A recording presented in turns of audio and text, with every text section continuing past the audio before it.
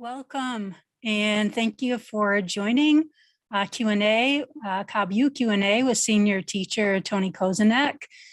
We do invite everyone on all platforms, including YouTube, Facebook, and here in Zoom to post your questions to Tony. We have an expert tech team that gathers all the questions, so everyone is encouraged to ask questions.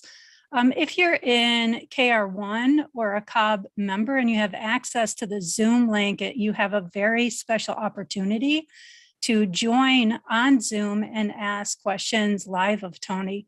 So please take advantage of that if you do have access to that Zoom link. Also, we ask if you're here in Zoom, it's great to see everyone with your cameras on. It helps to create a very warm atmosphere. Also in the chats on all platforms, if you can minimize the sidebar conversation so that our tech team has an easier time to gather all those questions.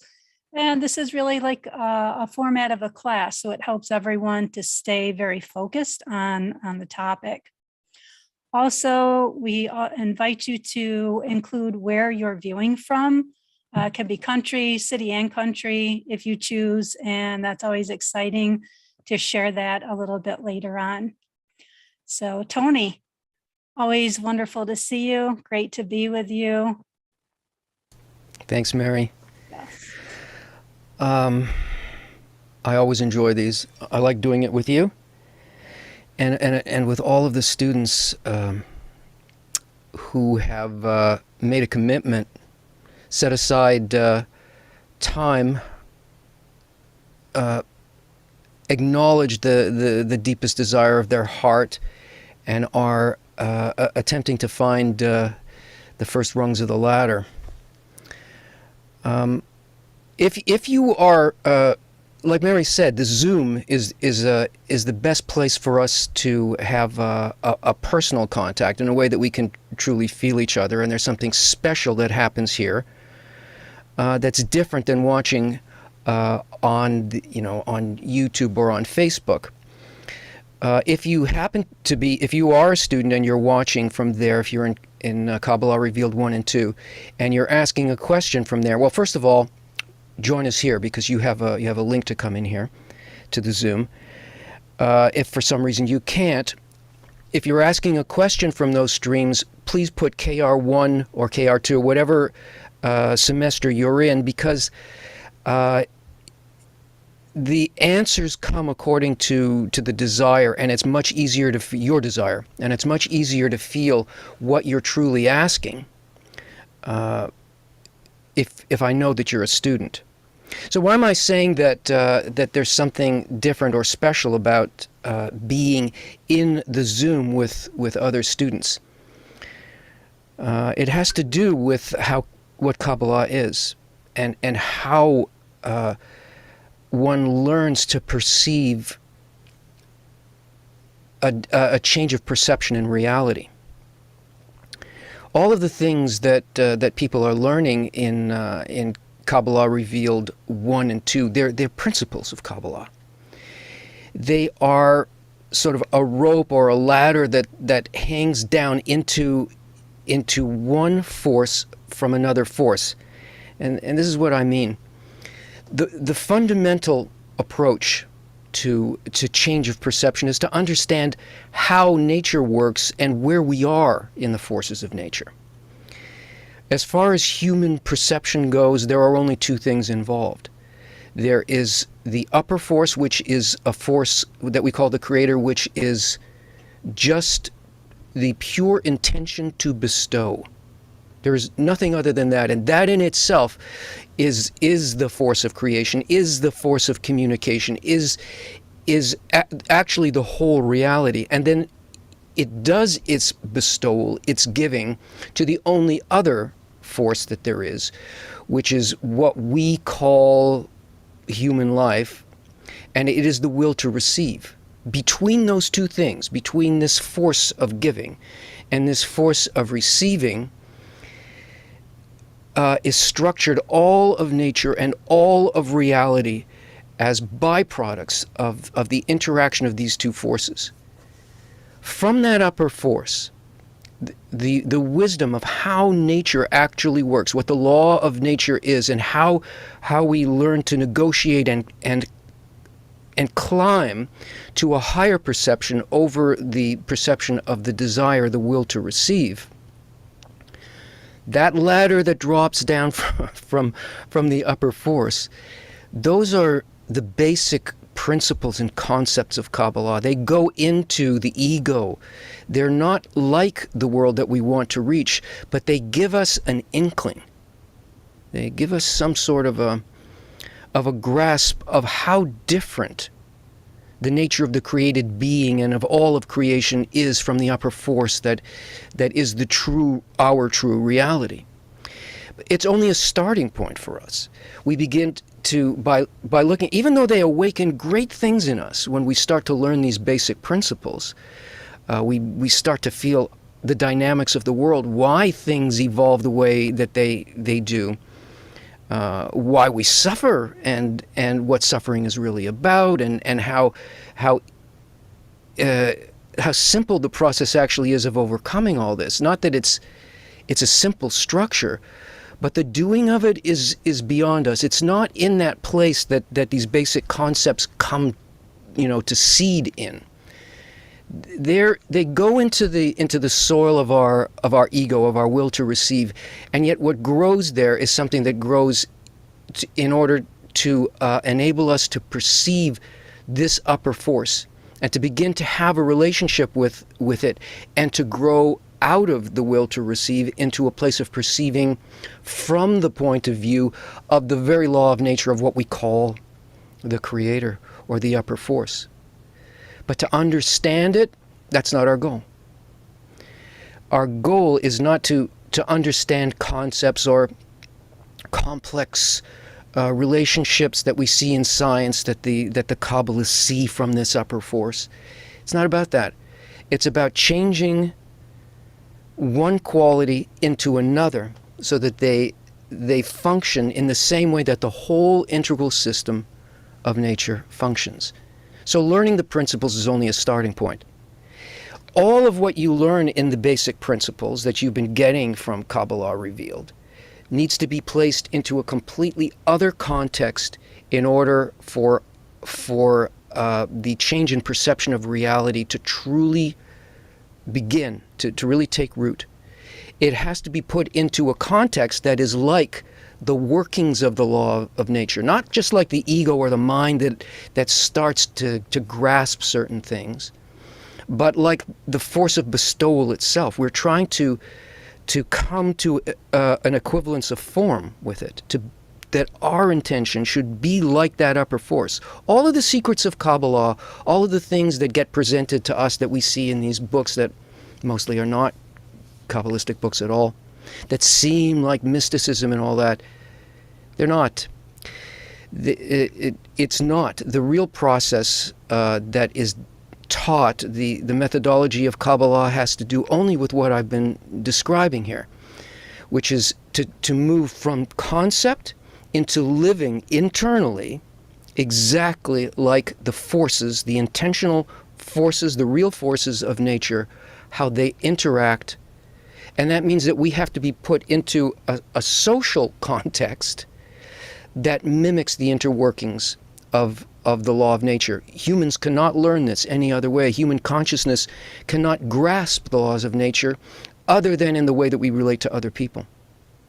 Learning with other people these principles unlocks the principles and turns them into reality for us.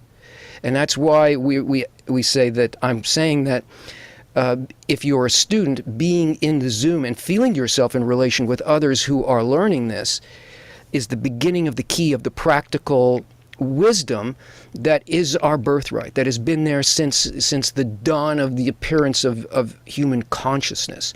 The awareness that we are in relation to an upper force, that we live in a kind of a mystery, and it's mysterious to us and hidden to us because our quality, the force that is what we think of as our life, is hidden from us because it is an opposite quality that is above us. And this whole process of turning the principles of Kabbalah into a complete change in perception of reality and what we would call peace. You know, a world that works comes from applying it in our intention towards other people. We're not learning about ourself because we don't understand what ourself is. We don't understand our nature. We think ourself is our ego, our mind, and what we understand. But ourself is the entire system. And we need to climb out of this very limited box. The way we do it is by learning the principles and applying these principles in a real way in order to perceive the real world. Some of that, I think, is understandable. Some of it is like, what did he say? Let's go to the first questions. Okay, thanks, Tony. I think you did answer this beautifully. But if you'd like to elaborate, this is from GJO123, watching on YouTube. How does the life of a person who practices Kabbalah differ from someone who doesn't practice? Can anyone share their different experiences in life after practicing Kabbalah? In general, the difference is that we understand what's happening with us. We know the rules of the game. That means that we suffer or we experience what we would call darkness, or dark states or difficult or confusing states, things that don't seem to make sense to us, that we find very difficult. They're made more difficult when we don't understand their purpose. A person who studies Kabbalah sees the mechanism and how nature actually works with us. So things that we think of as difficult or losses and good and bad are not seen that way by a person who is evolving in Kabbalah, whose perception of reality is evolving. Instead of seeing things as a conflict and a fight between good and bad, a person begins to feel what connects these and what the purpose of these things that we think of as good and bad are actually serving, the higher purpose and the evolved outcome of our consciousness, the good that these things are doing, this sort of opposition is doing to us. And because the Kabbalistic student understands the purpose for which they're born, and they can see when they can see, sometimes it's hidden, sometimes not, but it always comes back to the surface where this is leading us, and the good, the much greater good that this higher awareness is leading us to. So a person is more satisfied with life, is in an adventure, and so I think that covers any kind of description of experiences that people have. It's like it makes whatever the experience is worthwhile, good, and you can see how it, whether or not, and how close it's bringing you to the purpose of your life. Okay, next we have a live question. Pedrini, wonderful to see you.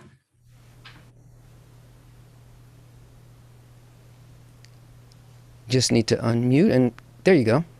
Yes, hello there. Hi. Hello, everybody. I'm right now taking, I guess it's Kabbalah Revealed 2, or taking it. And I'm wondering about in the week that I'm working at the moment. Could you get closer to your microphone? It's very hard to make out what you're saying. I think it's in your computer, so get close to where your mic is. What about now? Much better. Okay, it was my bad. I had the speaker on. Yes, I was saying that I'm taking the Kabbalah Revealed Part 2, and I'm in week 3. In the second week, it has blown my mind because it is after the one that is there is none else beside him, and then it comes that there is no freedom as such, where in the text it is stated that I am not the owner of the act, and so on. This is such a thing because it has taken away from my shoulders such a burden that it's not that I don't do it any longer, but I'm starting to feel that there is no a purpose of blaming myself for the acts that I have done in my life, and that I'm understanding that I have been just being driven with this inner energy, and that I have been performed by the Creator. So my question as such, it is, should I then think that everything that I have done wrong, so to say, it hasn't been wrong, but it just had been part of the plan of him in order to get me back to his science as I'm doing now? And is there any purpose of feeling bad about the things that I have done, or just to say there is none else beside him and it's been his plan? Yes and no. Okay. Yes, there's no point in being distracted by the past. If you are here in order to learn how to achieve the thing that nature created you in order to achieve, then every force that has worked on you, whether it has seemed to us as being an inner force or an outer force, has been only to bring you to a point where you actually do have a choice. Even though your desires are not, they don't actually come from you. What does come from you is your response to these desires. For what purpose do you use these desires? So the burden and also the goal is to reach the perfection which is just like the perfection of the Creator, which means that we have to come to an agreement. We have the option of agreeing or not agreeing with the whole plan of creation, the whole integral design. This agreement is not just, it's not a passive thing. Even if everything that developed us to this point, it was developing us so that we could make choices to act in the same way that the law of nature acts. That's not passive. That is acts of concern, bestowal, and focus on the well-being of others and the whole. And for the whole, this is in the nature of the upper force. We're responsible for that. We're not responsible for the shape of our body, for the nature of our desires, or any of those kinds of things that are all part and parcel of the way that the laws of nature have formed our development. But we are responsible to understand that everything that is happening by the Creator, for the Creator, and none else besides Him also includes us. We are part of none else besides Him. We're not excluded from it. So we still have work to do, even though that's so. But the good thing that you've pointed out is, yeah, you don't need to be burdened by any of the things that happened to you in the past. They've brought you to this place where the beginning of awareness starts. Exactly. I'm most thankful. Thanks a lot, Tony. Thanks a lot. Thank you for your question.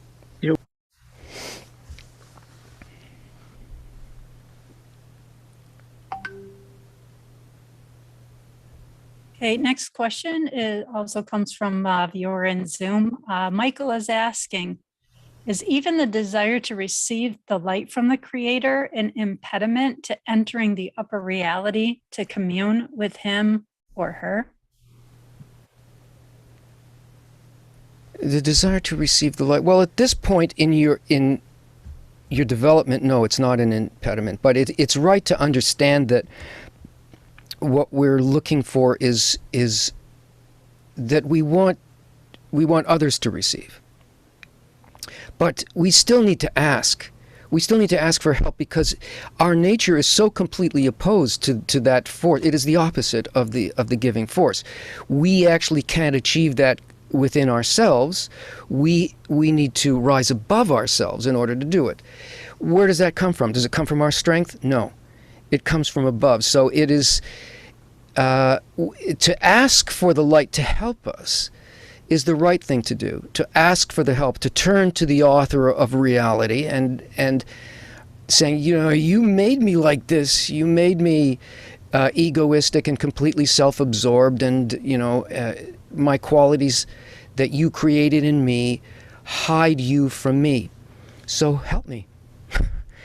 That we can do and should do and then we come to be sort of braided up with the Creator's strength, with the strength of the upper force, when we realize that it's we don't own that quality, but He wants to raise us to that place. To ask to become spiritually brilliant and with great insight and all that, that is not the goal of the work at all.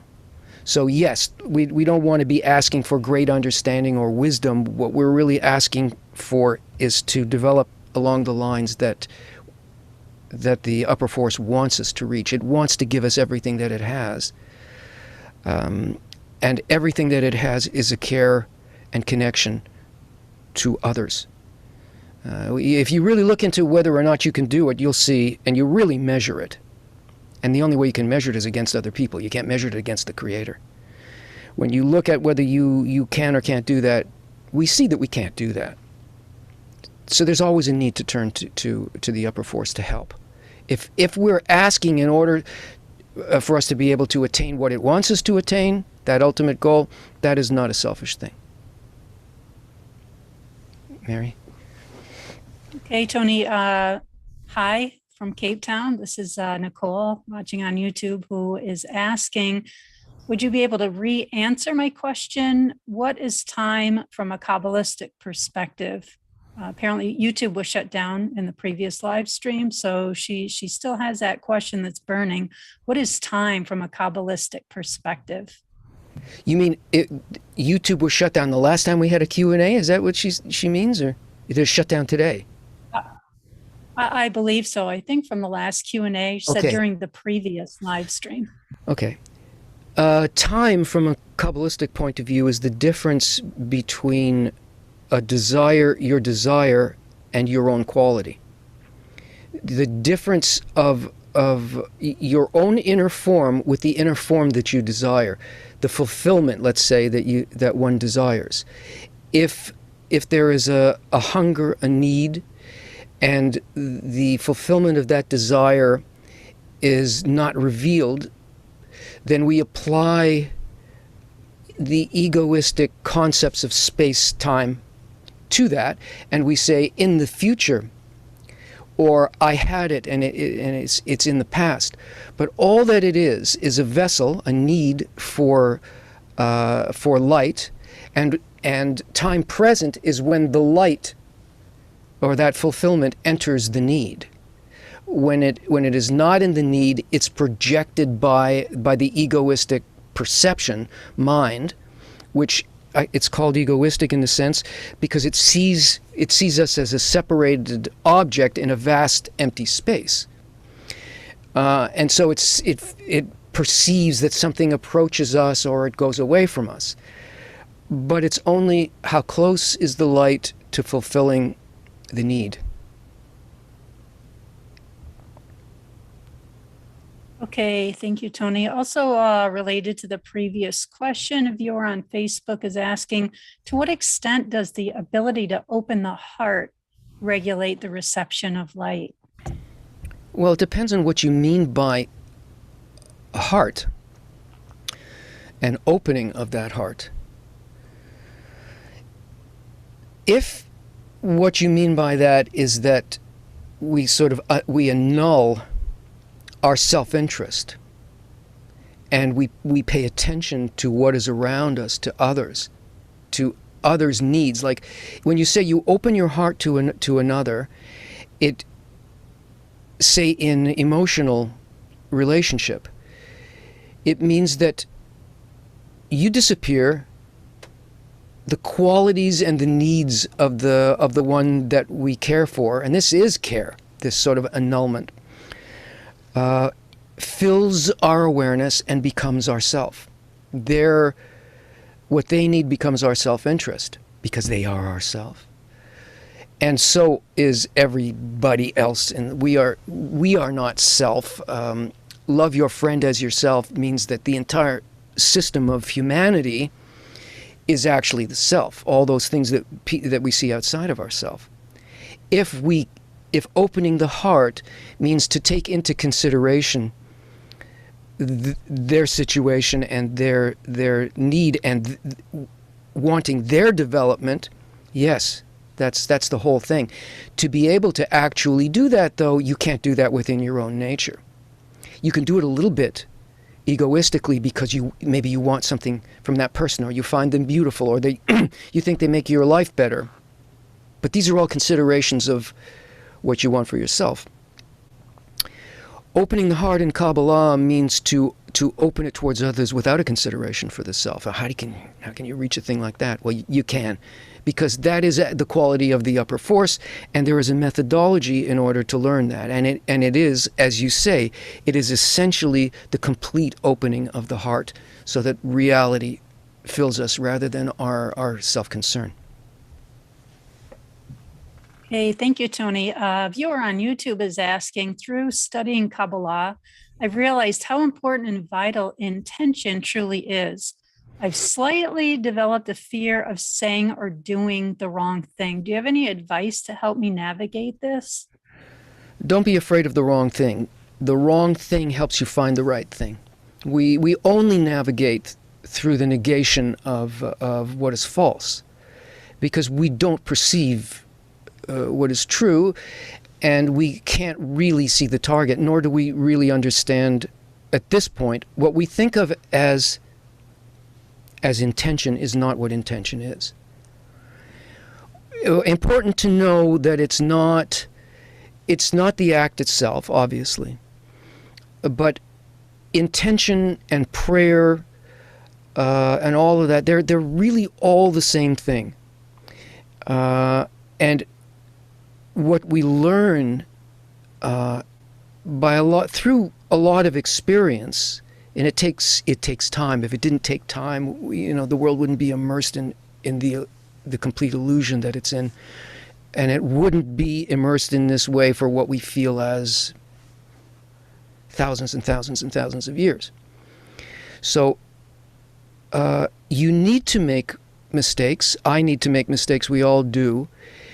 Because it teaches our heart, and the mistakes that we make in relation to our care for or lack of it of other people is precisely where this thing called shame happens.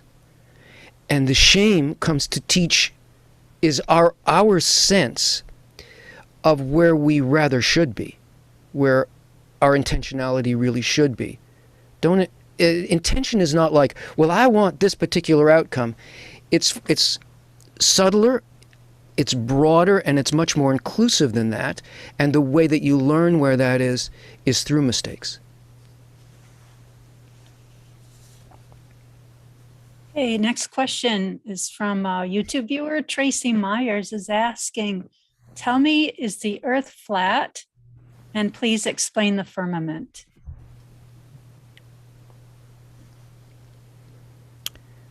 Well, I don't know if the Earth's flat, but I went to this science convention, and the flat earthers were there, and it was just like a sticker on the floor, their booth. Firmament has to do with the primordial structure of human awareness, and human awareness is our relationship to the quality, to the complete quality of bestowal, and how things were descended from that wholeness into what we now feel as a kind of a shattered relationship. We don't feel and don't see and don't live by the complete interconnectedness that is there but is hidden from us. Firmament is basically the first difference between bestowal and reception, and it doesn't have anything to do with anything geometric or material at all. It has to do with the desire of the heart and the intention behind that desire. It has to do with unseen forces above this world. And nothing to do with the physical creation of matter or the organization of matter that we call the universe or the world or anything like that. Kabbalah deals directly and only with our relationship with that upper force, with what we call the Creator. It's an internal let's say, the closest we can call it is an emotional matter, because we are only desire. That's all that we are. The entire creation is a single desire, the opposite desire from the desire or the force that created it. All of the cosmos is the will to receive in its various manifestations. So the Bible, which is a Kabbalistic text, not made for this generation really, because we tend to hear it materially, because we don't have the subtlety of the heart. We're not as close to our origins as our egos are much more developed. So we need the more technical, more direct language of Kabbalah in order to directly address the qualities, our inner qualities, and how they create the reality that we see. It's speaking about that and not about material science or cosmology. Like not astrophysics or any of those kinds of things, mechanics and all that. Hey, Tony, we have another question regarding thoughts. Sandra Ackle, watching on YouTube, is asking, what's the purpose of our mind? Why was it created, and why do we have thoughts? Please ask that again. Sure. What's the purpose of our mind? Why was it created, and why do we have thoughts? Thoughts and mind and so on exist in us only to serve desire.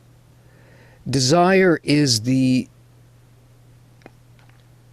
moving force within us, and thoughts arise as an operating system in order to help us attain the thing that we desire. And the nature of our mind is arranged, and it's ordered by the egoistic nature of our desires. So everything that we think is always in self-service. It always assesses things by separating them and evaluating them. It's in constant judgment. And its main directive is self-survival. So even when it tries to understand or grasp philosophically the most exalted, tries to touch exalted ideas such as creation, the creator, origin and purpose, it does it from an egoistic point of view, because the desire to understand that in the first place was an egoistic desire. That's what we call mind and thoughts. There is a higher kind of thought which is connected to the desire to be able to have the desire. This is a desire to have a desire to bestow, to not be focused only on the well-being and survival of what we think of as ourself, because that isn't ourself. That's an illusory understanding of the world. The mind that comes out of the desire to bestow is far above human reason. It is a kind of reason, but it's called faith above reason. Faith being that it's not connected to matter, it's not connected to the ego. So this is a very different mind, and it isn't our mind, it's the mind of the Creator, it's the quality of the Creator, it's what we share collectively. What we have egoistically, that's what we call mind and thought.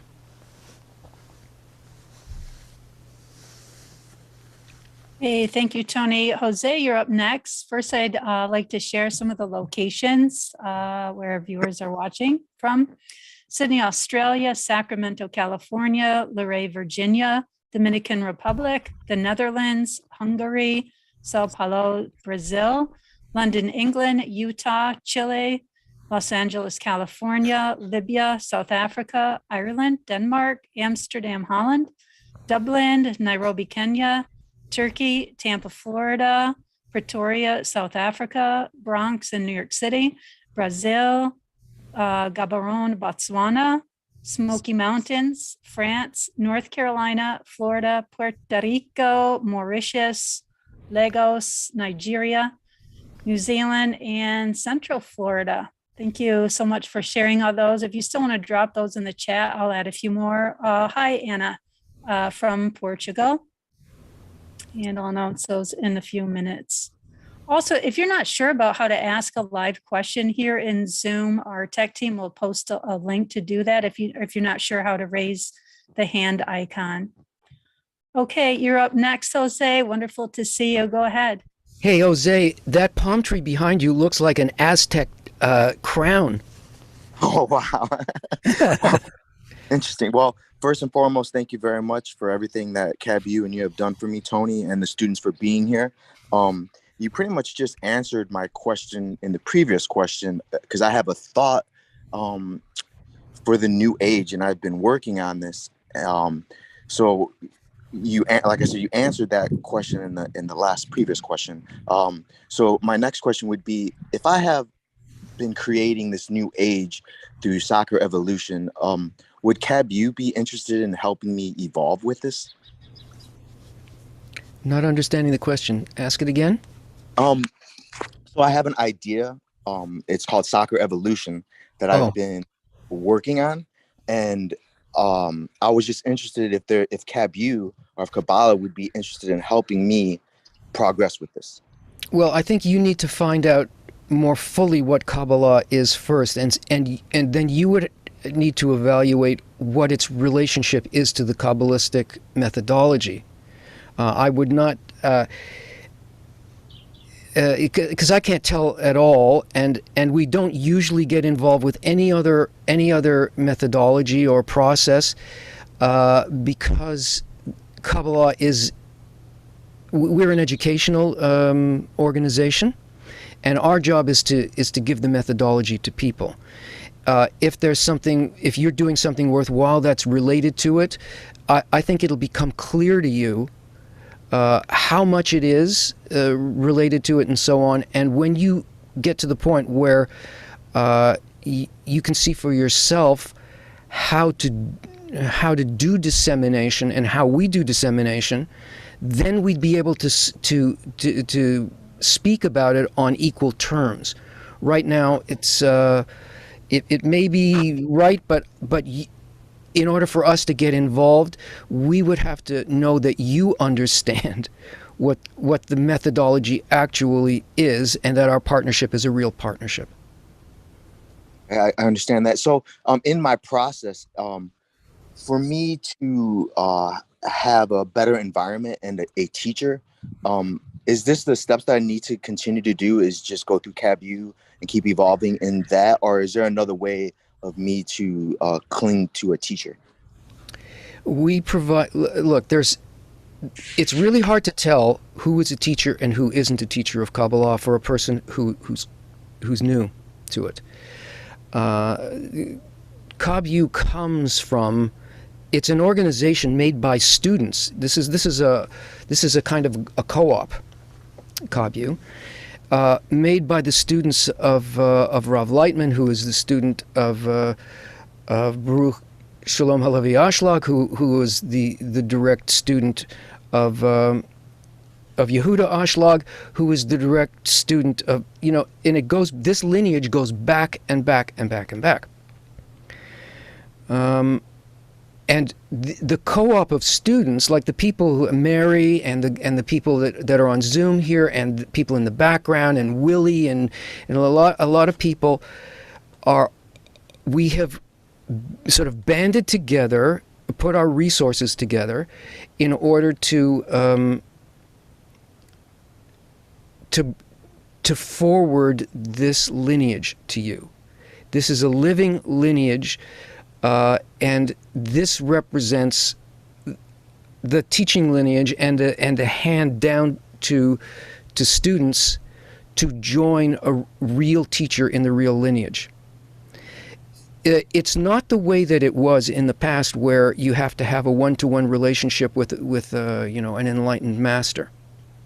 The light is moving through the whole of humanity now, and what they were trying to teach in the past anyway was the integral connection to spirituality. Now it's actually happening in this way. So KabU is arranged in such a way that there are several semesters that take a person over a fairly long period of time, and also develop from concepts into practical Kabbalah, and into a kind of a simulator mode where, in working with other people, in which you learn the forces that exist within us and between us, and then a person can then becomes like a practitioner in the sense that your whole life becomes that kind of thing. This is what the teacher would have taught you, say, 2,000 years ago. But this is done for the period, for where we are in the arc of evolution of the human spirit. This is where you're going to find teaching. You could, I don't know, there may be other teachers out there. I haven't encountered them, and I searched for decades.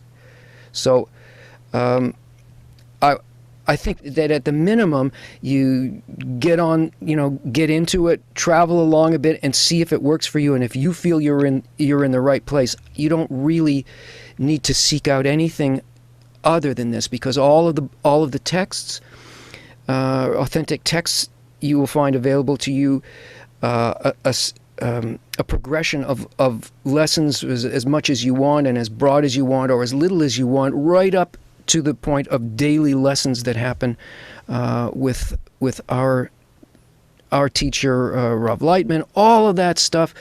There's a whole continuum there. So I'm sort of saying the same thing about this as I said about your first question. Try it out and see, you evaluate. Thank you, Tony. Appreciate it. Yeah, great. Thank you, Jose. Tony, we have another live question. Attila, wonderful to see you. Pleasure is all mine. Hello, Tony. I'm from Toronto. Wonderful to see you all. Hi. Question for you. It's a two-pronged question, both related to crossing the barrier and entering. You just muted. Hold on a second. Yeah, I was accidentally muted. Yeah, so the question I have is two-pronged related to breaking through the barrier and entering the spiritual realm. At the moment, I'm finishing up the Kabbalah experience course with Julian, and it is fantastic. So I expect to get into the graduate program in the next couple of weeks, and hopefully shortly after that, become a member of the 10. So the first part of the question I have for you is that as a member of the 10, do all participants cross the barrier at the same time? Or is it possible for them to enter at separate stages, let's say weeks apart or days apart? Well, that's question one. That's based on the idea that you think that you and the other members of the 10 are separate. Great. Okay, that was an easy one. The second thing is that, assuming that this 10 is meeting on a regular basis and everybody is doing their part and they unite, is there an approximate time it takes for people to be able to cross that barrier? Is there a rule of thumb, maybe like a time frame? Is it 3 months? Is it 3 years? Is it 10 years? No, it's a quality, it's not a time. It depends on the importance of the goal to you, the greatness of that, how, and your efforts in trying to overcome the things that you think are keeping you away or hiding it from you, or even against your own nature. Plus, a 10 represents the idea of the correct integral relationship, how nature works with us. It's a representative fractal of the law of nature. But you're not alone. First of all, you're not an individual. Secondly, the 10 itself is not just a 10. It is fractal and connected, always integrated, like integral math. Everything is at play. Everything in reality is always at play, but in different proportions, and you're focusing on different things, are only capable of perceiving certain things. So where all of the people who are working this way for the same purpose in a conscious manner are the light that enters every 10 and every individual. So everyone is the benefit of the work of the whole. So there's no it's like a quality of if the importance is there, if the 10 is turned towards the correct goal and is asking help from the upper force and the light, it can happen really quickly, especially now because of the enormous force, which we're calling number at this point. Thousands and thousands of people doing this work, which has never happened in the history of humanity before, even though Kabbalah has been around for, 4,800 years in the form that we know it now. But we have never, ever, the closest we ever had to this was the creation of ancient Israel, where you had a large number of Kabbalists all aimed at the relationship with the Creator. This is many, many times bigger than that. So who knows in terms of time? Okay, thank you for that. Wonderful questions. Thank you, Attila. Next question is from YouTube viewer Lewis, also in KR1. Could you please expound more on the point that Kabbalists only write what they have experienced or attained? Well, it's basically saying that there's no abstraction or philosophizing in Kabbalah.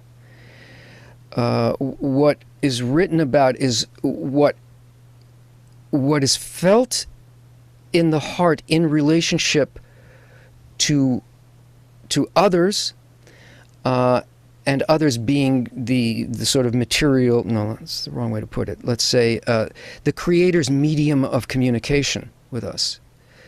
And it's those changes that happen in the heart about relationship that is the attainment of spirituality. Spirituality is having the quality of bestowal, the real quality of bestowal. So those changes between people are registered in the heart. They are felt very clearly, and they have an impact, in other words, felt or witnessed by all of those people involved in the relationship.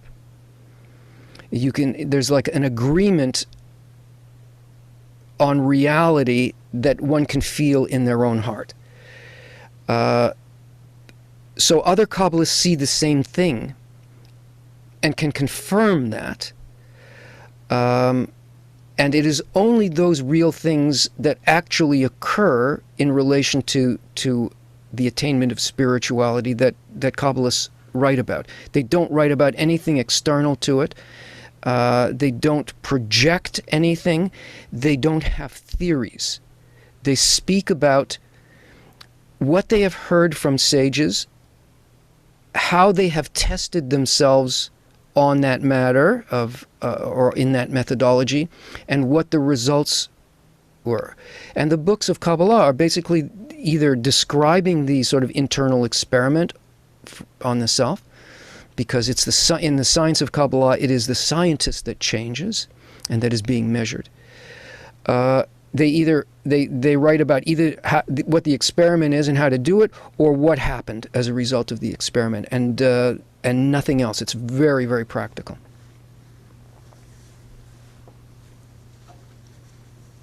Hey, thank you for that question, Lewis. I just want to share a few more locations, Tony. We have viewers from Vienna, Germany, Washington, D.C., Tampere, Finland, Chippenham, England, Colima, Mexico, Ohio, somewhere else in Mexico, no specific location, Scotland, Chicago, Illinois, Buda, Texas, St. Paul, Minnesota, Minneapolis, Minnesota, Chicago, Ambazonia, Pennsylvania, and Sesame Street. I see there's a question in the queue from Cookie Monster. Not sure if this Cookie Monster is from Sesame Street, but hey, why not? As long as it's not Oscar, I'm okay with it. Okay, so the next question up is from okay. Okay.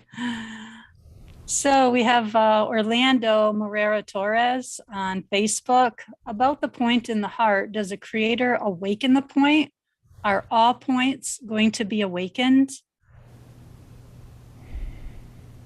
Yeah, yes, all points are going to be awakened. It's either it's awakened or it's latent. The awakening, yeah, I mean, everything's done really by the Creator. But you can go back to sleep once it's been awakened. That does happen. You can lose that, and that's why, because our spiritual desire is very, very weak. When we feel it, it seems to fill us completely. Like, oh man, I'm never going to forget this. This is like I see everything completely differently, and my life has purpose. But it can disappear. It's spiritual cognizance, and it can disappear like that. So we need. It can be overwhelmed by egoistic needs, egoistic desires. So we need to be working with others. We need this constant reminder, because part of the process is that it's supposed to disappear for us, so that we're not dependent on only receiving. We're learning how to work with the appearance and the disappearance, with awakenings and doubt. In Kabbalah, there's no such thing as a crisis of faith, because we learned the method that uses the disappearance of whatever awakened us in order for us to learn to reconnect on a higher level. There's this constant movement, which is common to all, to everything that we experience in life. Happiness and disappointment and all that. This is the left and the right hand of nature working with us, and we need to understand that process. And I talked myself past the question, so all right. Okay, let's go to the next question here in Zoom. Paul DeBruin. Hi, Paul. Always great to see you. Paul is asking, we are beginners on this path and say we know that our nature is egoistic. We also know that we are lacking understanding, light, consciousness, but we want to fill this gap in order to bestow. To proceed on the path, are we not deceiving ourselves because we are missing the wisdom to know right from wrong? No.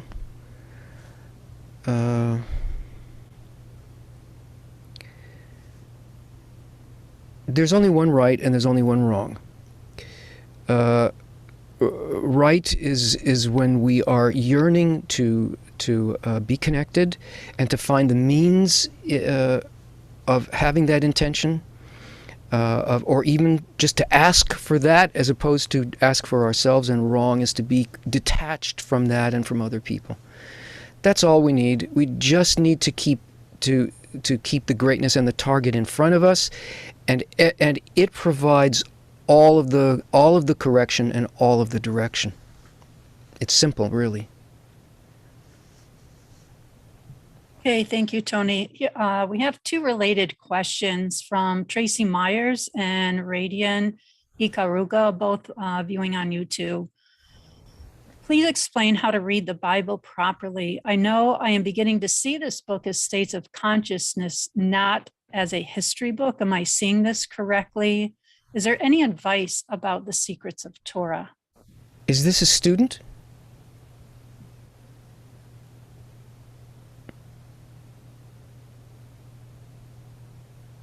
I think Mary froze or something.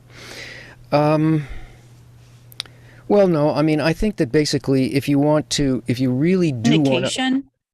Sorry, you just canceled out for a bit.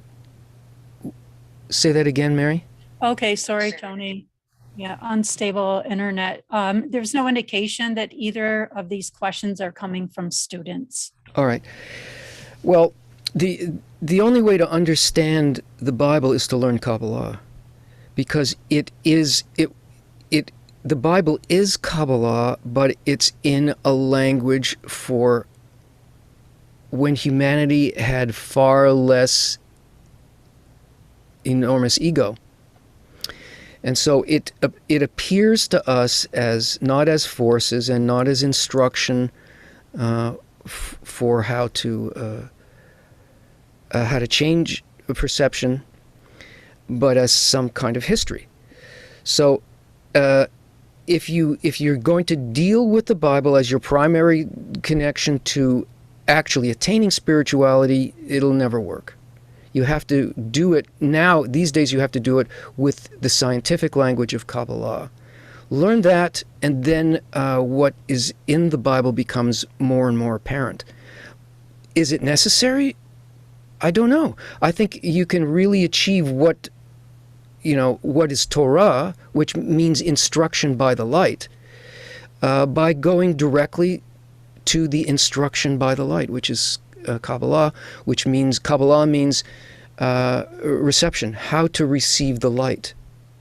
That's what Kabbalah means. Okay, let's go to Sesame Street next. We have Good. a question from Cookie Monster. Mm-hmm. When the studying is difficult for me, can it also be enough to focus on and grow my inner love and faith in light? That would not be hard for me. I see why you're asking Tony and not Ernie. Go ahead. No, that's impossible what you're saying. Yeah, if you what you're calling, openness and love and all that is really a misconception.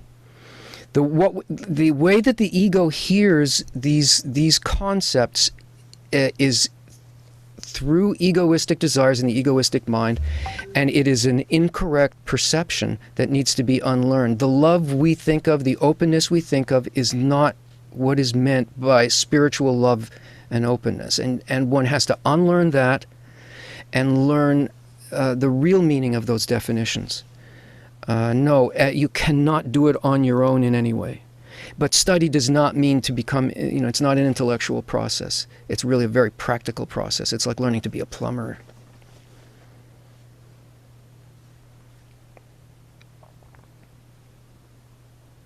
Well, plumbing's not a good segue, Mary? Oh, I guess she's got her bad internet. Tony, I can help out. Good. We have a question from YouTube. How can I overcome addiction? Can I convert my addiction to serving the Creator? Well, that would be the goal. Addiction is usually serving ourselves. That's what we're truly addicted to, is immediate satisfaction, immediate pleasure of who? Me. So the whole process of spirituality is the opposite of addiction. But it's not done in order to get rid of a physical addiction. One would get rid of a physical addiction by just being more interested in other people and in the service of other people. And then if you do it at its depth, it just begins to just change every fundamental in your life. But don't study Kabbalah in order to get rid of addiction. Do that with doctors and all that stuff.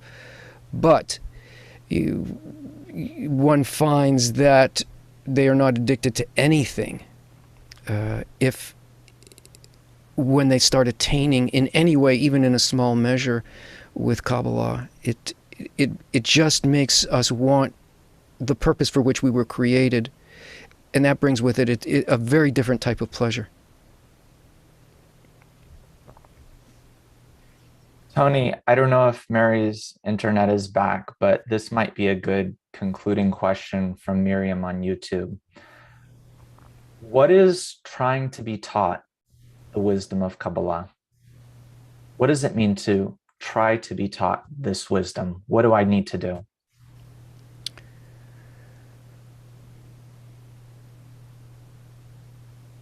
You need to want to discover the purpose of your life. The real purpose of your life. You want to fulfill your life in the highest possible terms, in the most complete possible terms. And not just your life, but all those things that we wish the world was like. Oh, I wish there was peace. I wish the disease was not the way that it was. I wish there weren't wars. I wish that there wasn't this kind of stuff. It's the most basic desire that you actually already have that seems to us as though it is not fulfillable, is the basis of that thing that was implanted in you, in us, that can only be fulfilled through a correct relationship with the force that guides all of nature and all of reality. We were put here in order to do that. You want to do it. And it's when you enjoy yourself or feel pleasure, it's because you're feeling that light.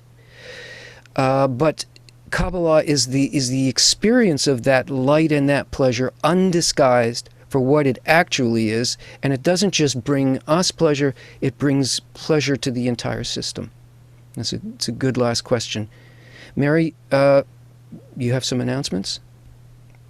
I do, Tony. A few more locations. We have yours from Endary, Sona, Gambia, Dorset, UK, Israel, Lancaster, Pennsylvania, Portland, Oregon, St. Louis, Missouri, Bankstown, Australia, Mesa, Arizona, and Wales, UK. So thank you for sharing those, and a few announcements. If you are not already a KabU member, then we invite you to join. You can look for the links in the chats and you'll gain access to several Kabbalah courses from beginners to advanced. You'll join the world's biggest online Kabbalah community, the ability to ask instructors questions in the student forum to the next Kabbalah Revealed course with Tony that starts on February 13th. If you find the content valuable and you simply want to support KabU, you can do that in one of two ways. You can become a KabU member and get access to all KabU courses, or you can make a donation, and your donation is very much appreciated. We're all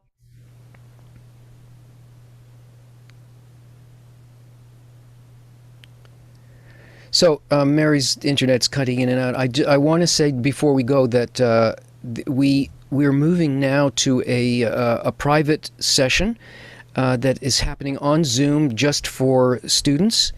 And if you are watching us on one of the social media streams and you are a Kabbalah Revealed 1 or 2 semester student, join us in the Zoom. They'll put if you go into the KabU site, the link to the Zoom is there.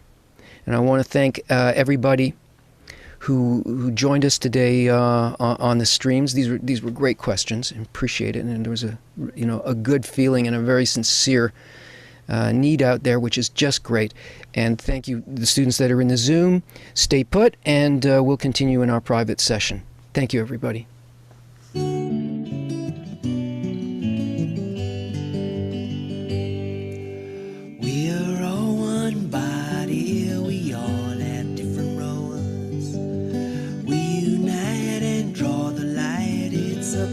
You know